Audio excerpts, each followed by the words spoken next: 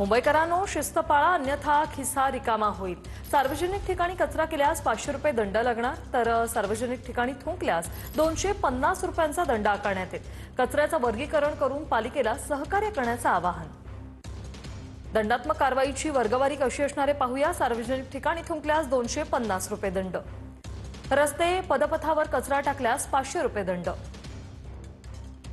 ओला आणि सुका कचरा वर्गीकरण न करणं 200 रुपये वैयक्तिक, तर 1000 रुपये मोठ्या संस्थांसाठी। विनापरवाना बांधकाम, राडारोडा वाहतूक 25,000 प्रतिवाहन दंड। सार्वजनिक ठिकाणी लघवी किंवा शौच करणं 500 रुपये दंड। पाळीव प्राण्यांनी सार्वजनिक जागी घाण करणं 1000 रुपये दंड।